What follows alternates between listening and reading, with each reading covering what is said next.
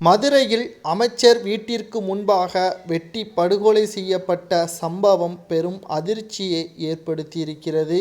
மதுரை அமைச்சரின் வீட்டிற்கு அருகே வாக்கிங் சென்று கொண்டிருந்த நாம் தமிழர் கட்சி நிர்வாகி ஓட விரட்டி கொலை செய்த சம்பவம் காவல்துறையினர் கண்காணிப்பிலேயே இருந்த கொலையாளி எப்படி தற்பொழுது மீண்டும் கொலை செய்வதற்கு ஆயத்தமானார், உளவுத்துறை என்ன செய்து கொண்டிருக்கிறது என்ற பல்வேறு விதமான கேள்விகளும் எழுப்பப்படுகிறது.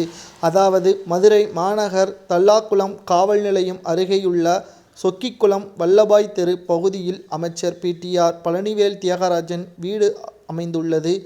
இந்த சாலையில் தினசரி ஏராளமானோர் நடைபயிற்சி மேற்கொள்வது வழக்கம். இன்று காலை நடைபயிற்சி மேற்கொண்டு வந்த நாம் தமிழர் கட்சி வடக்கு தொகுதியின் துணை செயலாளர் பாலசுப்ரமணியனின் அமைச்சர் வீட்டு அருகே சாலையில் நடந்து சென்று கொண்டிருந்த பொழுது அந்த சாலையில் பாலசுப்ரமணியனை பின்தொடர்ந்த 4 பேர் கொண்ட கும்பல் அரிவாள் உள்பட ஆயுதங்களை வைத்து விரட்டியுள்ளனர்.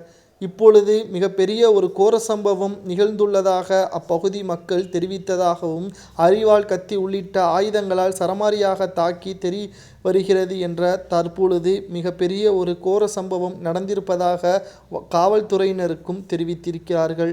அமைச்சர் வீட்டிற்கு முன்பாகவே இந்த சம்பவம் நடைபெற்று இருப்பதாக கூறப்பட்ட நிலையில் காவல்துறையினர் தூங்கி கொண்டிருக்கிறதா, மேலும் தமிழகத்தில் தொடர்ச்சியாக கொலை கொள்ளை சம்பவங்கள் அதிகரித்து கொண்டிருக்கக்கூடிய நிலையில் தமிழகத்தில் சட்ட ஒழுங்கு சீர்கேடு மிக மோசமாக இருப்பதாக இதன் மூலமாக நமக்கு தெரிய வருகிறது. பாலசுப்ரமணியன் உயிரிழந்து விட்டதாக அதிகாரப்பூர்வமான தகவலை மருத்துவர்கள் தெரிவித்திருக்கிறார்கள். மதுரை அரசு ராஜாஜி மருத்துவமனைக்கு உடற்குறாய்விற்காக எடுத்து சென்றுள்ள மதுரை அமைச்சரின் வீட்டிற்கு அருகே நாம் தமிழர் கட்சியின் நிர்வாகி ஓட விரட்டி படுகொலை செய்யப்பட்ட சம்பவம் அப்பகுதியே பெரும் பரபரப்பை ஏற்படுத்தி இருக்கிறது. மதுரை மாநகர் தல்லாக்குளம் காவல் நிலையத்தில் காவல்துறையினர் பாதுகாப்பு பணியில் ஈடுபட்ட நிலையில் அமைச்சர் வீட்டில் முன்பாக பாதுகாப்பு பணியில் காவல்துறையினர் ஈடுபட்டிருந்த நிலையிலும் வாக்கிங் சென்ற நாம் தமிழர் கட்சி நிர்வாகி படுகொலை செய்யப்பட்டதுதான் மிகப்பெரிய ஒரு கோர சம்பவத்தை ஏற்படுத்தியிருக்கிறது.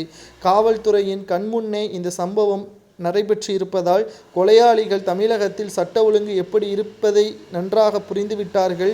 இதுபோன்ற நிகழ்வுகள் தற்பொழுது தமிழக மக்களின் அச்சத்தை ஏற்படுத்தி இருப்பதாலும் நேரடியான விசாரணையே முதல்வர் ஸ்டாலின் அவர்களே நடத்த வேண்டும் என்றும் பொதுமக்கள் கேட்டுக்கொண்டு இருக்கிறார்கள். கட்சி நிர்வாகிகளுக்கும் கட்சி தலைவர்களுக்கும் தற்பொழுது பாதுகாப்பு இல்லை என்பது வெட்ட வெளிச்சத்திற்கு நம்மால் பார்க்க முடிகிறது. அதுவும் அமைச்சர் வீட்டிற்கு பாதுகாப்பு போடப்பட்ட காவல்துறையினர் கண்முன்னே இந்த சம்பவம் நடைபெற்றிருப்பது